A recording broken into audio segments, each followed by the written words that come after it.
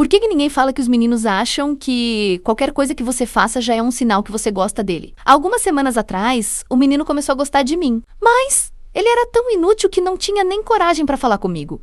E ainda queria ser meu namorado. Eu sei que isso pode ser normal quando você está gostando de alguém, mas para falar coisas nojentas e erradas sobre ele e eu com os amigos, ele não tinha um pingo de vergonha e ainda achou que eu teria interesse nesse nojento que ele é. E pasmem, ele é rodado e só me queria como mais uma para a lista dele.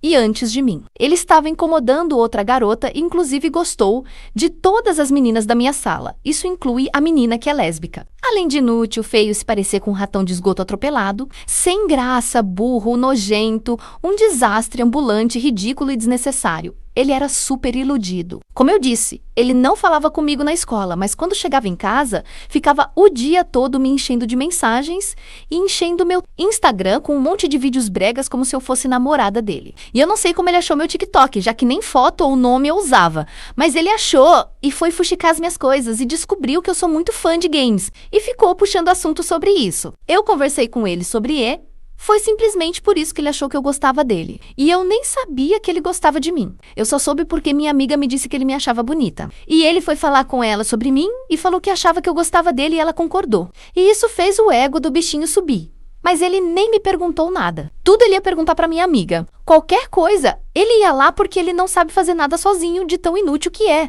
Ele pedia pra ela achar vídeos fofos pra ele me mandar. Como que ele poderia ponto M e tratar pra eu aceitar namorar ele e das coisas que eu gostava? Ele me mandava mensagens o tempo todo e ainda me cobrava atenção, quando eu não respondia como se eu fosse namorada dele. E eu não podia interagir com algum menino que ele ficava triste, com ciúmes. Ele sempre ia perguntar pra minha amiga se eu queria ele. E ela dizia que sim, e eu não sei da onde que essa piranha tirou que eu queria aquele projeto Abigail. Eu ficava extremamente envergonhada perto dele, mas era de vergonha alheia mesmo de tanta humilhação que me fizeram passar. Ficavam falando que a gente iria ser o casal do ano. Ficavam empurrando aquele estrume pra perto de mim. Perguntavam pras professoras se elas achavam que a gente era um casal bonito. Era nessas horas que eu só queria me matar. Sem contar nas brincadeiras de duplo sentido, eu ficava super desconfortável. Era horrível ouvir aquelas coisas. A gota d'água pra mim foi quando aquele estranho tava stalkeando minha conta. E que detalhe, ele nem seguia e viu um republicado meu sobre os jogos que eu gosto e achou que era pra ele e ficou